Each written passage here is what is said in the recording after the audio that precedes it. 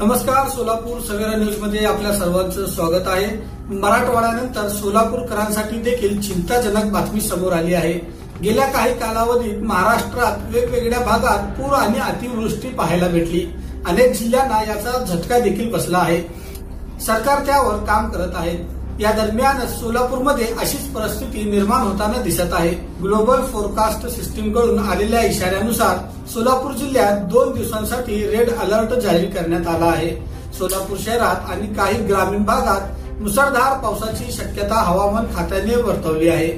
शनिवारी 27 सप्टेंबर रोजी दुपारी 2 ते रात्री 8 वाजेपर्यंत 6 तास आणि रात्री 8 ते 12 असे 4 तास भरपूर मुसळधार पावसाची शक्यता आहे। तर रविवारी 28 सप्टेंबर रोजी रात्री 12 नंतर सकाळी 6 पर्यंत गुरुवारपासूनच सोलापुरात पावसाचे आगमन झाले होते। गुरुवारी रात्रभर आणि शुक्रवारी संध्याकाळी 4 वाजेपर्यंत पाऊस झाला। पाऊस कधी जोरदार तर कधी रिपरिप सुरू होती। सततच्या पावसामुळे सोलापूरमध्ये नागरिकांना अडचणीला सामोरे जावे लागले।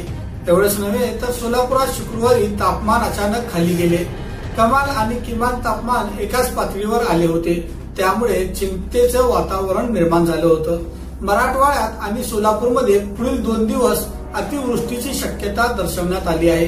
जर मुसळधार पाऊस झाला तर जिल्ह्यात पूर येण्याची संभावना व्यक्त केली जात आहे।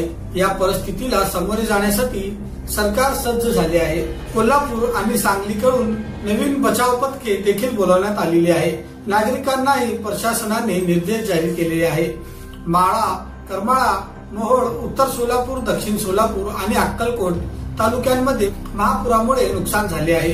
रेड अलर्टच्या परिस्थितीत शासन सतर्क असून संबंधित प्रांताच्या अधिकाऱ्यांना आणि तहसीलदारांना सूचना देण्यात आल्या आहे। शनिवारी पर्यंत एनडीआरएफ आणि लष्करी पथक देखील सोलापुरात थांबणार आहे। अशाच काही बातम्या पाहण्यासाठी आपण सोलापूर सवेरा न्यूज चॅनलला लाईक करा, सबस्क्राईब करा आणि शेअर करा।